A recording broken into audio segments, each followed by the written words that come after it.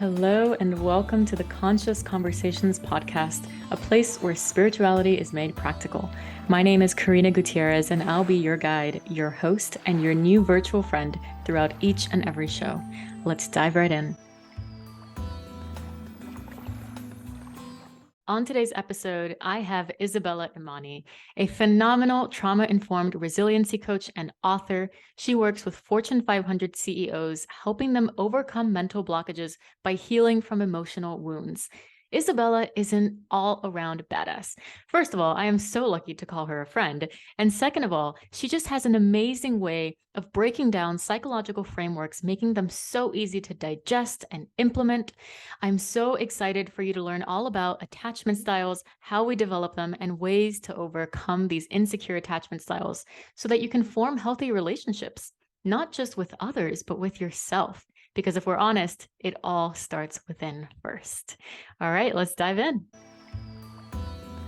So I want to talk about attachment styles today because it comes up almost every single day with clients and just in life. It is a buzzword these days. I want to interview you of all people with this because I know how skilled you are within it, A. And B, I want to understand the root cause. So why people even develop these attachment styles and how they play out in relationships. So to your point, it is such a buzzword, or just a buzz concept. And I love that people are engaging in their mental health and psychology and really asking the tough questions about this is how I am, but why? Why am I this way? So when it comes to attachment styles, this is a framework developed by psychologist James Bowlby. And it basically talks about the way that we were socialized as children. And these are learned behaviors to get our needs met with regards to our attachment to our primary caregivers, right? And so going back to the learned behaviors portion of it, that's really important because it just shows, what is learned can be unlearned. So, and that carries on later in life. So the four attachment styles are secure attachment, anxious attachment, fearful avoidant, and avoidant attachment, or dismissive avoidant. So secure attachment sounds exactly like it sounds. Someone who has secure attachment style is essentially just grounded in their being. They don't perceive the world as being a threat. It more or less just is. They're open to deeper relationships, deeper intimacy, just knowing that, that's just the way it works. Whatever comes, whatever goes will go. There's little to no scarcity mindset around that. I think the big thing is they're open to co-regulation and building deeper intimacy and vulnerability. Does that make sense? Yes, which is what the avoidance fear, right? That deep intimacy. That's me. So then that actually can lead us into avoidance, where this particular attachment style is one of three insecure attachment styles. So avoidants basically view the world as being unfair, and they're hyper independent because they believe that a lot of people out there won't be able to meet their needs. And so as it relates to the way that they were socialized in childhood, maybe they had a primary caregiver that was extremely emotionally unavailable and, dismissed them, or wasn't always like a primary figure in the household. So they had to go about, shutting down their personal needs, their emotions, in order to not feel that pain from not having them met in the first place. And that's So kind of how it's a coping mechanism, it sounds like. yeah, exactly. And all of these attachment styles, the insecure ones in particular, I mean, these are just maladaptive ways that we learned how to cope in unpredictable home environments. Yeah. Right. And so mostly with avoidant attachment styles, they fear rejection the most, right? And that's kind of the lens with which they see the world. Very untrusting, less likely to put themselves out there. They're more closed off. Whereas anxious attachment styles, or even fearful avoidant, I'm going to lead into anxious attachment styles, their biggest concern is a ruptured connection to their primary caregiver. So they'll do anything to avoid distance and space. So that's where, it could be perceived as being really clingy, overbearing, almost like the helicopter person, and the micromanaging the relationship, people pleasing, acquiescing. They view themselves as less worthy than others. And so the way that they interact in relationships will be a lot of the people pleasing and codependent tendencies. The fearful avoidant, it's a blend of both of them. It's very hot and cold behavior. Very, they also view themselves actually as having lower self-worth than those around them. But they're a little bit more unpredictable in the way that they operate in relationships, where it is very hot and cold. They're hypersensitive human beings as well. Like you never really know what you're going to get. Different situations will bring out the now I need you, now I don't kind of mentality with the fearful avoidance.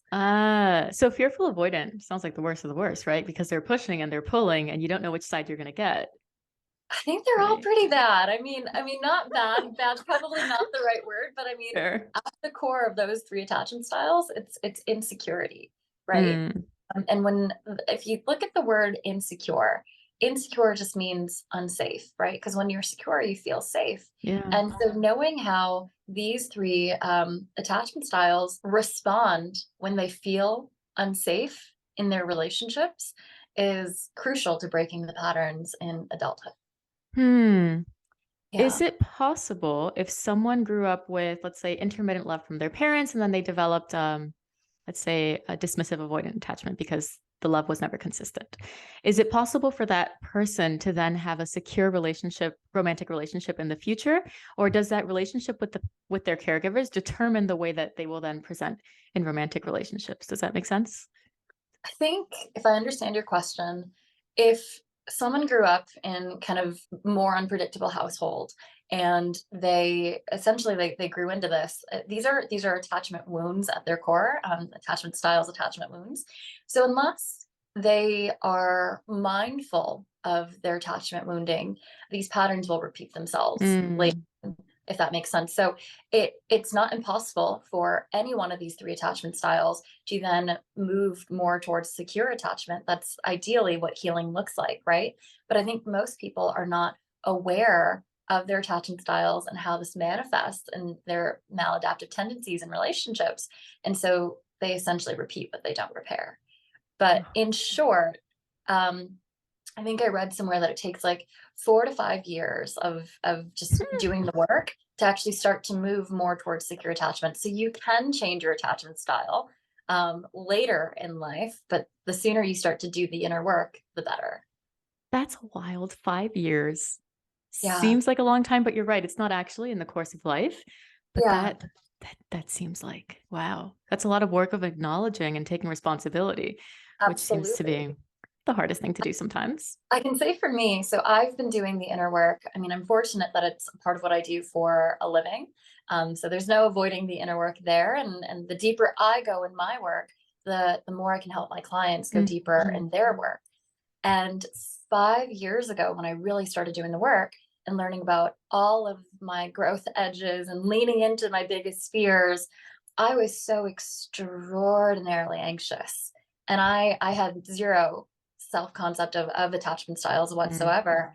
And then I started doing the work and who I was 5 years ago versus who I am now, feeling really grounded, really open to vulnerability and putting myself out there when I give myself time to heal, just knowing that whatever you lose will always come back in different forms and just being present without the nagging, like, anxieties that come with, fear of losing attachment where I used to have that before. Does that make sense? Yes, of course. I applaud Yeah. you for doing that work for so long, and it makes complete sense, like Yeah. complete sense given the work that you do. One question that's coming to mind is strategies for that, because I can already hear people thinking right now, like, okay, they determined what attachment style they have, Yeah. and they want to become secure. Everyone wants to become secure. So, what are some steps to be able to work towards that attachment style Yeah. being secure? So if you think about attachment styles, it's coping mechanisms, yes, and we call it coping mechanisms now as like adults, but Mm. when we're children, it's our survival response, if you think about it. And so if you look at it through that lens, there's just so much compassion that you can have there. But when I break it down to like a survival response, right? If lying or, avoiding intimacy or, clinging on to your parents is a thing that made you feel safe. And without these things, you would not survive. It makes sense why these patterns are so hard to break, Ooh, right? So I yes. say that for context because what I lead my clients through is when we're working through attachment work is I recommend doing the opposite of what historically has kept you safe. And then Mm, everyone freaks out and their nervous system is like all over the place because they're like, What do you mean? Like, I can't have exits in my relationship. I can't have like, I can't, divide my intimate energy here and then sparse out in different places, or I can't like blow up my partner's phone 24/7 when I don't get a response within 2 minutes. Like, yeah. because it's those things that our inner child, underdeveloped mind was like, if I don't have closeness with my primary caregiver, then I'll die. So now it's not just about it. So when I asked them to do the opposite of kept them safe, which means, okay, well, we're going to self regulate. We're Hmm. going to notice where this feels in our body. And yeah, we're going to just start doing the opposite. Where it was easier to tell a lie, we're going to start telling the truth. Mm. To run and hide and create distance and throw ourselves into work as defense mechanism to avoid intimacy. We're going to stop doing that. We're going to set boundaries of work, and we're going to hit up our partner and we're going to say, hey, intimacy scares me, that I want to get closer to you, but I don't know how. And we're going to be vulnerable. And there's self-awareness of the first part, and then there's the actual work, which is like the integration of that, and then regulating your nervous system, which I think is the biggest thing. You're not going to die from closeness. Sometimes it might not always feel good, but we work through that. Yeah. Yes. Oh, that's powerful. That's awareness. And I love that. I like the example you gave of just telling your partner, like, hey, this is something that I'm working on. And it makes me scared. Like, I feel like I'm going to die inside, but I'm working on this. Yeah. Like, that's so powerful. It, it makes me think of this client that I had. She was working through essentially being more intimate with her partner. And Yeah. she told him that this is what she was working on, and that she was struggling with it. And one day they were having a conversation where she started to shut down, and he said, Mm. hey, do you remember what your therapist told you? She said to open up a little bit. And she was called out in that moment because she had told her partner. So all that to say, it's so important to like enroll your partners in your growth, that you're not alone. Absolutely, absolutely. And most people, because they didn't feel safe in their relationship with their parents, I mean, just replace the word parents with partners, Mm. and until we start to heal these wounds, it's almost like a very similar relationship. So it's great that she felt safe to enroll her partner in her development. Most people don't actually always feel that way. So it's great that Yeah. I mean, having safe people, safe relationships, not just in your primary romantic relationships, but friendships even, is crucial to growth. I'm fortunate for even our friendship where, when I start to feel insecure or anxious about something and I'm like, okay, old patterns die hard. Sometimes I'm, creating an exit strategy and I'm like, ooh, Yeah. maybe I don't really need to do that. Right. And we have safety in even our relationship where it's like, let's sit with that. Like, what's really coming up for you? And how do we pivot to something healthier? And that's what the work looks like. Oh my God. This is a sign for everyone listening to get friends that are coaches, because they coach you and they're your friends at the same time. It's the best. It really Yeah. is. I'm curious about you. So, I mean, obviously, we're talking about attachment styles and all the things, but in your experience and your work doing this personally and professionally, um, what made you like, what makes attachment, what do you want your audience to know about the importance of learning attachment styles? Mm, that it goes into everything. It's Yeah. actually not just relationships, although I wanted to focus on that today. Sometimes it can even be your friendships, your work environment. You gave Yeah. this example one time that, let's say your boss sends you an email and all of a sudden your heart starts to race and your mind starts to go crazy and you're like, oh my God, what did I do? What did I do? What did I do? And it's because your anxious attachment might get, Yeah. what's the word, activated, I guess, in those moments. Yeah. And me, on the other hand, I tend to be more avoidant. So if I get an email from, well, I don't have a boss, but that's a bad example. Let's say I had my boyfriend texted me saying, hey, we need to talk. I'm Yeah. so avoidant that I'll like leave that message to the side and I won't even say anything, because I can be so avoidant. And that's my path personally, has been leaning into that more and not leaving him to the side, which, Yeah. actually brings me to the anxious avoidant dance. Because historically speaking, since I've been so avoidant, I've attracted partners who are more anxious. And so Yeah. I'm pulling away and they're trying to get closer. And those relationships have been I don't even know what the word is. It's like, I mean, there's a lot of because of the anxious avoidant dance, which is something really fun to talk about. when it comes to attachment wounding and attachment styles, it's typically anxious and avoidance that then end up being in a relationship with one another, Mm, in order to get their needs met, because it's really just mirroring our patterns from childhood. And so when these two insecure wounds essentially end up back or dating one another, they just feed off of the mm, unhealed energy from the past, which is like so wild. So usually, and this is the other trippy part as I started doing more of the work, is historically when I was younger and leading with a lot more anxious attachment, I was actually picking partners based off of wounded patterning versus a healed lens. And so, like, all of my relationships, and it sounds like it was maybe yours too, were just like super volatile, like hot and mm, cold, extreme highs and extreme lows. And I called mm. it passion when it really was just trauma bonding. Oh, you know what this makes me think of is I feel like social media kind of glamorizes that. Glamorizes like the fiery, hot, like love bombing and all that. That's Yeah. actually extremely unhealthy. It's kind Yeah. of glamorized. Is it just me? No, it's so funny being on the other side of doing all of this inner work. So when I go back to even like the shows that I was watching in Mm. childhood, or like all of the songs that we listened to, I mean, just think of like any Backstreet Boy NSYNC song ever, right? Where it's like these lyrics are just like sounded great at the time, but you're like, oh, I think they're talking about trauma bonding right now. I think they're talking about being love bombed right now. And it's wild. Fantasy bonds, even like that's a really big one. Oh, Um, oh, tell me more. Fantasy bond? so it's basically like creating this illusion in your head of like who you want this other person to be. So what we see when we lack, I guess, the awareness is, the quick like, like I meet someone, there's instant chemistry. I think I love this person, this is the one.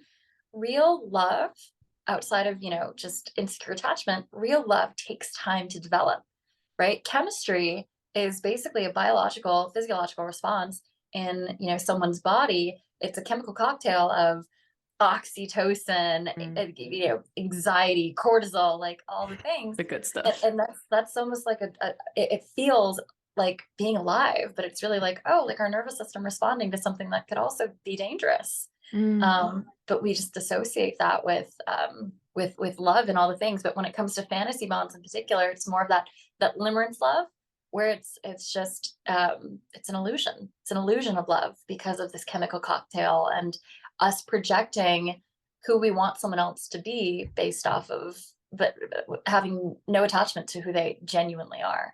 And I think a lot oh. of people in love now, which is a really tough thing to say, but I'd sit with it. A lot of people engage in a lot of these fantasy bonds where, our unhealed wounds from the past looks at a partner and says, you're going to be the one that heals me. All the Ooh. pain from the past. And we project that onto our partners, and create a fantasy. Mm. That sounds Yeah. like someone who's not taking responsibility, but we've all been there. When it comes to, I'm actually curious about this for you, even like when it comes to doing the inner work and how you started it, or something that you'd recommend to your listeners or your clients, how do you begin to take responsibility, especially when you don't know what you don't know? Oh, yes. Good question.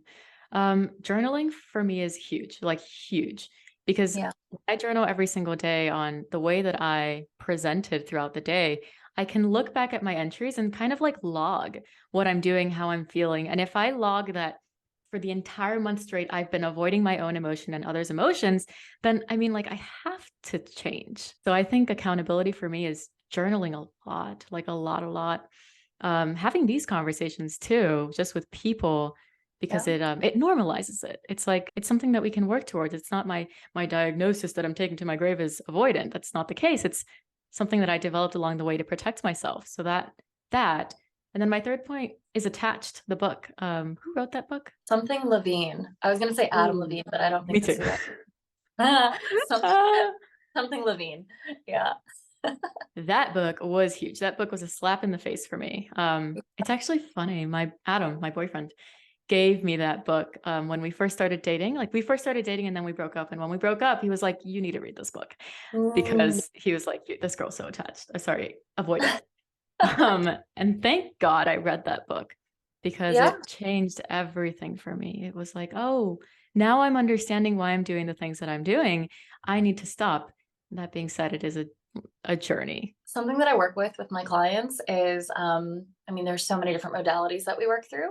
But one of them is kind of like role playing. And one of the things that I say is, well, I guess role playing method acting, right? Where act as if. So basically act as a person that you want to be, right? Mm, And even if it's the whole fake it till you make it, like there actually is a science behind all of this, which is also why like method acting works so well. But visualize your highest, most empowered, secure self. Who does that person interact with? How does that person interact? Especially during, shadow moments like within conflicts, right? In conflict, do you become manipulative and clingy and, passive aggressive, right? And mm, that's obviously a shadow aspect. Or do you run away? Do you have all these exit strategies, whether it's work or people or whatever, right? And identify the insecure, tendencies that you have, and then act as if you are a secure person, right? So what would someone who is leading with secure attachment do? They probably set a boundary, right? They probably say, hey, what you did hurt my feelings. Can we talk about this? This is what I will or will not accept. And once you can start to identify that and then act as that, we integrate the mind and the body. So with a framework called embodied cognition, which I love the framework, so I just go heavy into that. But now the mind and body are no longer in opposition. And so to bridge the gap between healing trauma and our actual self and our ideal self, you basically become that person, right? Your highest, most empowered person in the moment. And so the more you can start to do that until it feels natural, and it'll take some time before, setting boundaries and speaking your truth and being firm in your values starts to feel natural. Be open to the time that it takes, because on the other side of that is actually a more secure individual. wow. Oh my gosh. That makes you think of be, do, have. I don't know whose framework that is. It's essentially exactly what you're saying though. Be the person. And then after being something, you do. And then after the doing, you have. But it all starts with be. Like who would you need to Yeah. be to do XYZ thing? It's kind of funny. I'll be honest here. I was a little nervous having this conversation. I'm like deathly allergic to gluten, and I ate all the gluten last night, so my brain I was a love little you. foggy this morning. I feel like I look like a potato, all the things, all these like limiting thoughts, right? And I came into this feeling a little anxious, like, okay, do I want to reschedule? Do I not? And that's not a result of anxious attachment style. That's just a result of just not feeling on top of my game. And before this call, I grounded. And I was like, okay, well, who do you want to be on this call? Like knowing that Mm, you feel anxiety, what is your highest, most empowered self? Like, how does she show up? And just like fully embodying that right now, even saying I did feel a little bit anxious and here we are, like that is someone with a secure attachment style. That's how they would operate. And so I said, I don't care how I'm feeling. This is how I want to be and show up. So I think that's kind of cool. So you bridge the things in real time. And most people think when they're like, okay, well, it's a jarring number to think that it takes 4 to 5 years to change your attachment style, right? But if you change the way you are moving from insecure, traits to more secure ones, you don't have to wait 4 or 5 years. You became mm. that person now, which is kind of cool. It's like a Oh my superpower. God. Thank you Yeah. for showing us live what a secure person does. That's that is literally It'll a cure my own anxieties of gluten and yeah, brain fog. but that's honestly a gift. I appreciate you being honest. And I know that people listening right now feel the same way. So thank you. On that note, I'm going to ask you one last question before we jump off. Okay, on the vulnerability note, what is the most anxious attachment style thing you've ever done, toxic behavior thing that you've ever done? And I know, I can give you one too. And what is the most, well, we'll say, how did you feel after doing that thing? I think you know what it is. Oh, so when I lived in Los Angeles, I wonder if he's going to hear it. He'll never hear it. That's fine. This is a great story. So when I lived in Los Angeles, anyone who knows Los Angeles area, it's big and it's spread out. This was so 5 years ago, when I was like in my early 20s and didn't know any better and couldn't set boundaries or hated disappointing people. So I was dating this guy. We'd only been on a few dates. And I just was like, oh no, this isn't my person. But he was so into me. And I didn't want to hurt his feelings. So going back to the Los Angeles reference, if you live in like a different city, that essentially is like a long distance relationship. And so instead of telling him that I wasn't feeling the relationship, I told him I moved to the other side of town, which essentially meant like, I mean, it was worlds apart. And so that was Oh my that was gosh. my way of avoiding the hurting his feelings, and my way of people pleasing and not wanting him to think badly of me. I just said, "Hey, I'm so sorry. You live all the way on the west side, and I just moved to West Hollywood. That means we're like an hour apart. We probably won't be able to do this." So Eh, how did that make me feel? oh, how did you feel? Did you feel relieved? Like, oh, he's off my back. Honestly, it's a really funny story. I was trying to make it so no one got hurt. So hopefully, I mean, in hindsight, even though he didn't know what was happening, in Mhm. hindsight, I could have just done the right thing and just said, "Hey, I'm, like, I think you're a really great person. This just isn't like a good fit for me." And I learned that you can't trick the universe. Mm. So the way that I handled that situation with my wounded response showed me how much healing I still needed. Yeah. Mm. So it was actually a really good revelation in terms of self accountability. Yeah. I felt hella relieved on the other side. I was like, thank God I don't have to hurt someone's feelings. But ultimately, it just showed a lack of progression on my part. So it You was a know, win-win. Essentially, I learned a big lesson about myself. But that's what I did. thank What's you your for sharing. I will tell you. But first, if you feel seen within Isabella's story, please DM us and let us know. If you've done something like it, we want to know. We want to know the gossip. Okay, so what is the most avoidant thing I've ever done? This was more like a repeated pattern of things that I do. I would get very, very, very close to people because I wanted intimacy. I wanted to be close. And then Mm, right when, things would progress into, all right, we're gonna get into a committed relationship and whatnot, I would pull away and say, just no, I'm actually not that interested anymore. And it doesn't mm, sound like your thing was actually like bigger, quote unquote. But but mine was just, I think the reason that I classify this as the worst is because of how repeated that was. It was a habit of getting super close to someone and then saying, all right, that's enough. And I'm pulling back. And then I'd be a serial dater. I was a serial dater. I would just go mm, from partner to partner to partner to partner, getting that closeness, getting that hit of dopamine, and then pulling back. And yeah. that was, I mean, it was basically a drug. And there's no way to sustain a relationship with that behavior. So Huh. that was What me. were you scared of? Let's see, what were you afraid of? Of actually committing and of being engulfed in someone else's emotion and potentially lost within it. But I Mm. think I just didn't know how to be secure and grounded within myself to be able to hold space for someone's emotions and not necessarily like disappear in them. Yeah, that's a big one. That's a really big one, especially for avoidance, whether you're fearful avoidant or dismissive avoidant. My example was very fearful avoidant, although historically it was anxious. Mm. But and it's important to note too, like we actually all embody all four attachment styles, right? Different situations will bring out different Oh. versions of the attachment styles, but knowing your primary way of operating with that attachment style is the most important. So yeah, so if fearful avoidant was yours, it's great that you know that and you're like, Mm. okay, it's the pattern that needs to be healed. Yeah, yeah. Woo! Cheers to us outgrowing our little toxic Yeah, patterns. go us. Well, it's great. I mean, I don't know about you, I don't lie anymore about moving, so that's pretty good. I mean, that's That's, so 5 years ago. I wonder if that man will ever listen to this podcast, whoever he is, wherever he is. I hope not, but in the off chance that it does, I will come clean. Yeah. I will come clean.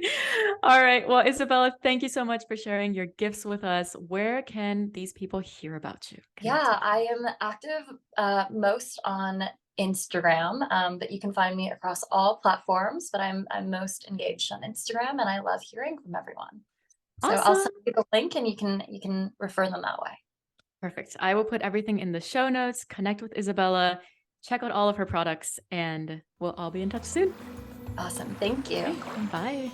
If you enjoyed this podcast, there's one super special way that you can give back, and that is by liking and leaving a review. This is how the algorithm gets the message to spread the show, and together we can help people find healing one podcast episode at a time.